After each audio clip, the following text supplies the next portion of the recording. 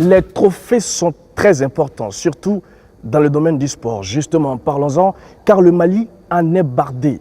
La preuve par l'épreuve, le pays a obtenu 18 trophées de 1960 en nos jours, toutes compétitions de basketball confondues. Mais pourquoi et comment le basketball malien fait-il pour tenir sur ses deux jambes? C'est le thème de notre débat aujourd'hui. Mais d'abord, bonjour, très heureux de vous retrouver sur Stade Afrique pour votre émission Club Africa. Ici, avec moi au Palais des Sports Salamatou Maïga de Bamako, deux invités. D'abord, Monsieur Alkaya Touré. Bonjour Monsieur Touré. Bonjour. Merci d'avoir accepté notre invitation. Merci pour l'invitation. Merci, vous êtes un livre d'après d'autres, mais bon, on va s'arrêter là. Second invité, lui, il est plus jeune, mais expérimenté. Il est instructeur, il est aussi entraîneur et il a aussi fait ses preuves. Lui, c'est Mamtou Kane. Mamtou, bonjour. Bonjour. Merci d'avoir accepté notre invitation. C'est à moi de vous remercier. Le décor, il est déjà planté. Ma première question, elle est pour vous, Monsieur Alkaya Touré. Ces chiffres. Merci. C'est à moi de vous remercier pour l'occasion que vous nous donnez pour nous exprimer, parler de quelque chose qu'on aime, quelque chose pour laquelle on a opté depuis le temps ancien. Ça fait quand même 30 à 40 ans que je fais du basket et je suis un peu dans le sujet. Bon, pour parler du sujet, je dirais simplement que c'est un travail qui est en amont, qui a été fait par le politique, qui a été réalisé par les techniciens. C'est un travail qui a été réalisé par tout le monde du basketball au Mali, qui a cru. Mais je pense que vous êtes tombé sur la bonne personne. Je pense que être parmi les précurseurs de ce qu'on appelle aujourd'hui les centres de formation. C'est tous les grands résultats que nous sommes en train d'atteindre aujourd'hui sont partis de la situation géographique, la position, toute cette attirance qu'on a eue avec des enfants à les attirer vers le basketball et qui est vite répandue à travers le territoire.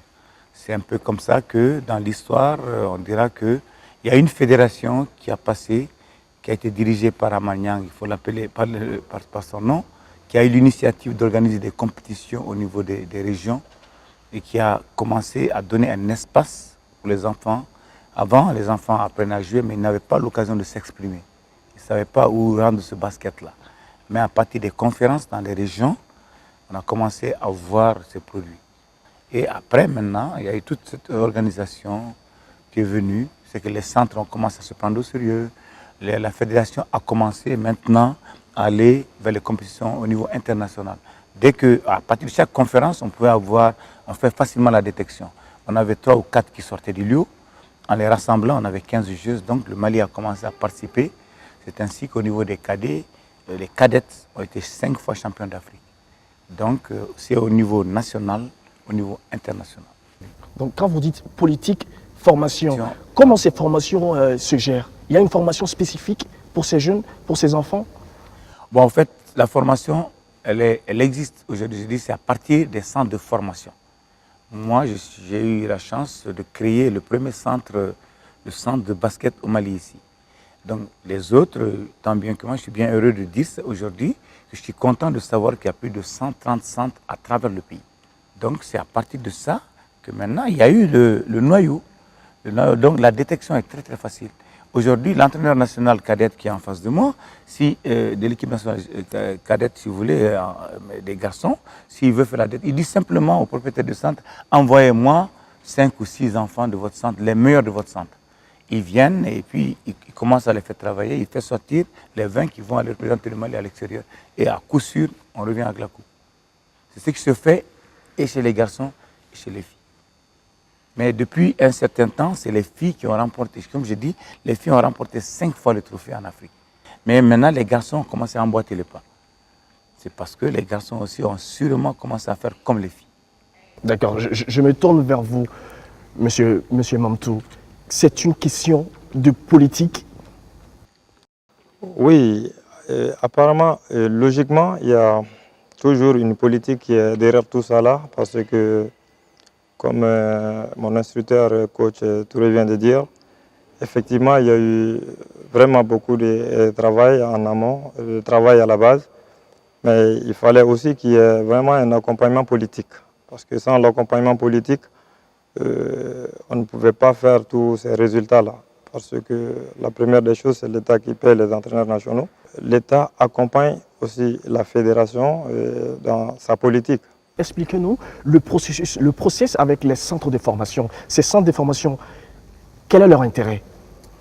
Oui, l'intérêt des centres de formation... Vous en avez, non? Oui, je suis aussi promoteur d'un centre de basketball. Donc l'intérêt des centres, c'est clair et net parce que les centres forment des produits. Donc lorsque vous avez des produits, il faut que ces produits soient mis au marché. Donc pour exposer ces produits, il faut des compétitions. Donc les compétitions commencent par les compétitions au niveau local, et donc au niveau national et au niveau africain et voire international. Donc ce sont les joueurs des centres et des clubs qui sont sélectionnés au niveau des équipes nationales, que ce soit chez les filles ainsi que chez les garçons. Parce qu'un centre qui parvient à former un bon jeune, qui parvient à avoir sa place dans une équipe nationale, forcément, un club va demander ce jeune-là. Donc il sera transféré, le centre va avoir sa part, le joueur va avoir sa part, la fédération ainsi que la ligue. Donc voilà en gros ce que je peux dire par rapport à ces points pour le moment. Mais on a vu, vous avez un centre, et il y a comme tant d'autres, hein. Mais comment ça se fait que les centres de formation pilulent un peu partout au Mali? Oui, à mon avis, il y a eu une révolution depuis 2007, avec la victoire des dames à Dakar. Pour moi, c'est ce qui a boosté le basketball malien, parce que les dames-là ont été récompensées par l'État à leur juste valeur. Cela a donné quand même du sang frais au basketball malien. 2009, le sacre des cadettes à Bamako, face à l'Égypte, est venu quand même mettre un peu de sel dans la sauce. Justement, M. Alkaya, qu'est-ce qui fait ça?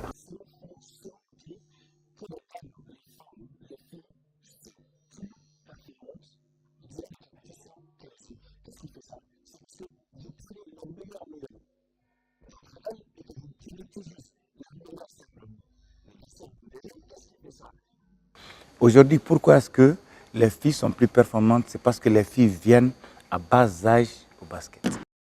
C'est dans nos centres de formation, comme chez lui, comme chez moi, 80% sont des filles. Heureusement, parce qu'on les aide au plan social. En les recevant, on les empêche d'aller se promener. On essaie déjà d'encadrer les enfants au plan social dans leur vie. On leur parle de grossesse non désirée. On leur parle de sensibilisation, si vous voulez, d'une façon générale. Même le port du portable, la sensibilisation, ça existe. Vous leur éduquez autrement On aussi. les éduque autrement à côté de ça, mais 80% c'est le basket. Donc on les aide au plan social, on les suit à l'école. C'est très important.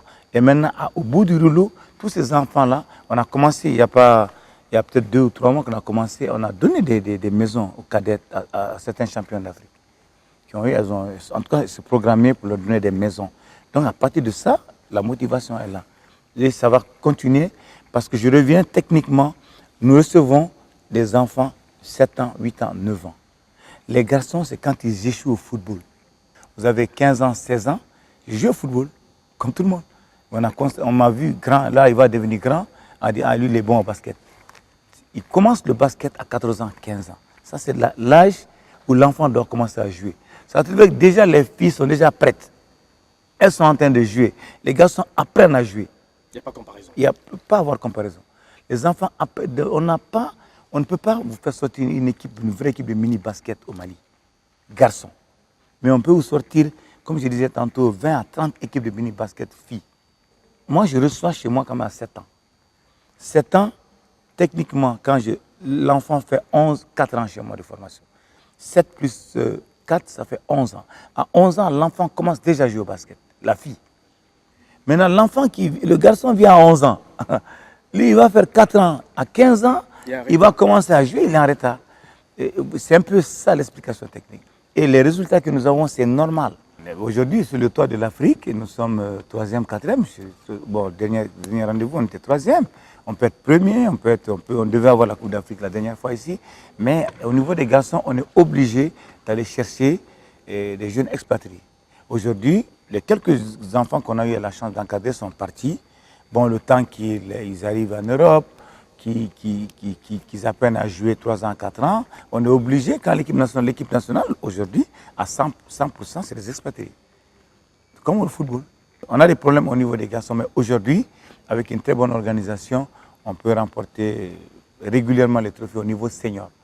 Parce que les cadettes qui ont gagné 5 fois, elles sont devenues juniors. Les juniors ont déjà gagné 2 fois, 3 fois. Et parmi la sélection, cette masse-là, en les rassemblant, on n'a pas besoin de l'Europe. On peut gagner la Coupe d'Afrique sûrement. Mais quand on arrive au haut niveau, on a toujours besoin de 5 ou 6 joueuses qui sont à un certain niveau, et les professionnels, les vrais professionnels qui jouent en Europe, parce que leur boulot, c'est le basket quand même. Ici, c'est l'amateurisme pur. Il y a cet élément que beaucoup de gens ne comprennent pas. Les entraîneurs nationaux ils ont des problèmes pour faire l'amalgame. On fait venir 5 joueuses professionnelles, des vrais pros, matin, midi et soir, basket. Ici, on a des jeunes dames qui sont à l'école, qui tirent les épingles. Bon, elles n'ont parfois pas les 3 repas à la maison, elles aident les mamans à travailler. Et on veut que ceci la laisse carrément le basket, la famille, et venir se consacrer au basket. Elles le font en 2 semaines, les 2 semaines de compétition, mais elles ne peuvent pas le faire en temps plein. Alors,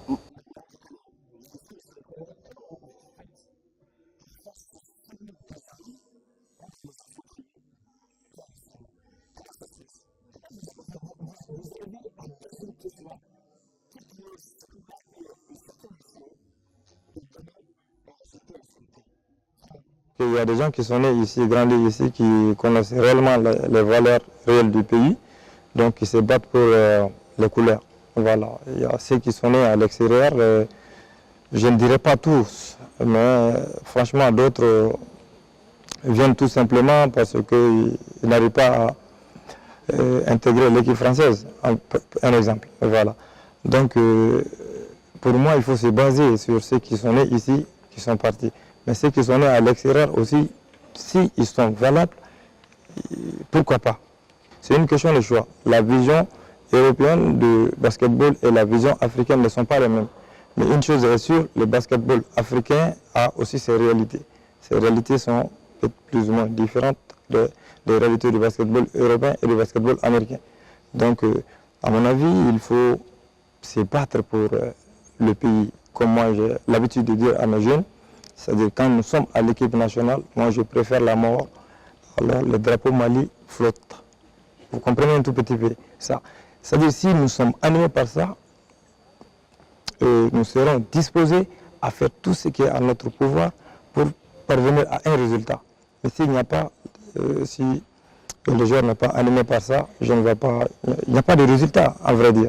Parce qu'il ne suffit pas seulement d'avoir un bon niveau, mais il faut avoir vraiment un mental très très fort, connaître la valeur du pays, être capable de se sacrifier pour le pays. Exemple concret, la dernière compétition Coupe d'Afrique et le Mali a participé, on a failli se qualifier. On a failli se qualifier, alors l'équipe était constituée à 50% de ceux qui évoluent ici. de locaux. De locaux.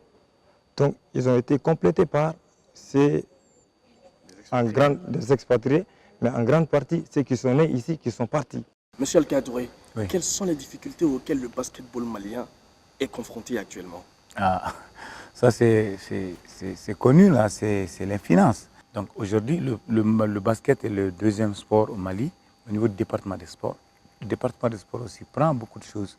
Par exemple, tous les déplacements au niveau international, chaque fois que la fédération a des problèmes, le département des sports vient en aide, appuie, mais en réalité, on ne met pas suffisamment de ressources dans le basket. Le basket que nous produisons aujourd'hui, on n'a pas suffisamment de ressources pour le soutenir. Aujourd'hui, si vous allez dans un centre de formation, qu'on vous explique les difficultés que les encadreurs rencontrent, vous allez vous rendre compte que vraiment, ils travaillent. C'est des gens qui partent au terrain de 15h à 19h, ils sont avec les enfants, avec parfois ils n'ont pas le minimum, les ballons. Le ballon au basketball coûte très très cher. L'entretien du terrain, il y a des centres où il n'y a pas de lumière. Il y a des centres où les enfants quittent très très loin et les enfants ne mangent même pas.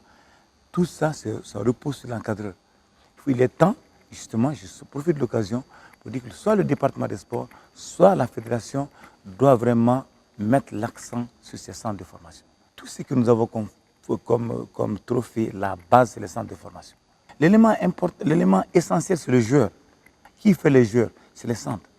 Maintenant, il y a lieu de trouver une politique pour mettre des moyens dans les centres, d'une manière ou d'une autre. Ici, on ne peut pas étaler tout, mais prendre vraiment les centres au sérieux, mieux les structurer si vous voulez, et les aider financièrement, les aider sur le plan matériel, sur le plan financier, sur le plan moral même.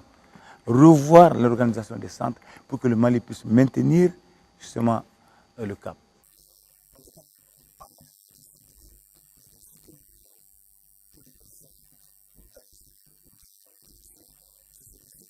L'une des difficultés aujourd'hui au Mali, c'est qu'il y a un exode énorme vers l'Europe et aux États-Unis.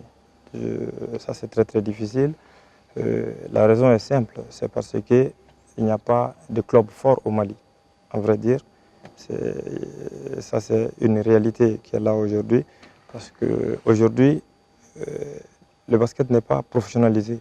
C'est-à-dire, les pratiquants et les pratiquantes ne peuvent pas vivre aujourd'hui du basketball. Ça, c'est une réalité. Pourquoi? Parce que les clubs ne sont pas organisés. Maintenant, pour revenir à votre question, le Mali peut mieux faire. C'est-à-dire, c'est la toute première fois où... Malgré toutes ces difficultés? Malgré toutes ces difficultés, parce que le résultat, ce qui se cache derrière le résultat, c'est l'amour de cette discipline-là. Parce qu'avec toutes ces difficultés, si nous parvenons à faire ces résultats, ça veut dire qu'on peut faire mieux s'il y a encore d'autres accompagnements. Vous voyez un tout petit peu, donc il faut ça, il faut qu'il y ait vraiment des appuis. Pour la première fois, je dirais, dans l'histoire, on a eu les 4 trophées majeurs dans les petites catégories. U16 garçons, U16 filles, U18 garçons, U18 filles. Je peux dire que c'est une première quand même en Afrique. Qu'est-ce qui manque aujourd'hui? C'est les 2 autres trophées au niveau des dames et des hommes. Donc il faut qu'il y ait quand même une volonté politique. La volonté politique, je dirais, l'État doit... Tout part de là. C'est cela. L'État doit prendre vraiment en charge. Aujourd'hui, on est condamné, quoi, à mon avis, d'aller dans cette direction. Dans cette direction, parce qu'il faut que l'État accompagne. L'État accompagne déjà, l'État fait quelque chose, mais je pense que le basketball malien mérite aujourd'hui plus. Les entraîneurs sont payés, certes, mais aujourd'hui, les pratiquants, qu'est-ce qu'ils gagnent? Mais les entraîneurs, ils sont bien payés? Mais les entraîneurs sont bien payés. D'accord. C'est sûr et certain, c'est sûr et certain. Aujourd'hui, il y a la valorisation de ces métiers. Mais qu'est-ce que les pratiquants gagnent? Vous voyez un peu? Quelqu'un qui parvient à arriver à une finale d'une Coupe d'Afrique avec un petit moyen, si tu mets un gros moyen à sa disposition, je crois qu'il va remporter cette compétition. Le sport est pratiqué pour 2 raisons. Il y a 2 motivations dans le sport. Il y a la motivation intrinsèque qui est le plaisir que nous trouvons à travers la pratique. Les Maliens sont animés par ça. Mais et la motivation extrinsèque qui vient de l'extérieur, les récompenses. C'est la récompense qui vient en appoint. C'est ce qui va booster le joueur ou la joueuse de se surpasser. Donc il faut qu'il y ait cette volonté politique au niveau de plus hautes autorités du pays. Monsieur Alkaya Touré, aujourd'hui, quels sont vos vœux, vos souhaits pour le basketball malien? Ils sont nombreux, mais seulement je voulais dire, comme il a dit mon collègue, c'est garder quand même aujourd'hui notre place au niveau africain. Et cela, ça passe par des étapes. La formation à la base, les infrastructures pour les compétitions, il a dit, et les compétitions même au niveau de la première division. Maintenant, nous avons des salles mais qui ne sont pas fonctionnelles. Moi, je parle en tant qu'ancien directeur de CSXAO. Donc, il faut revoir tout ça. C'est beaucoup d'éléments, mais globalement, la plaie, c'est le financement. Financement, infrastructure, on espère simplement que vous avez compris, tout n'est pas rose dans les basketball maliens. C'est la fin de cette émission. Merci à vous que nous avez suivis sur Stade Afrique. À très vite.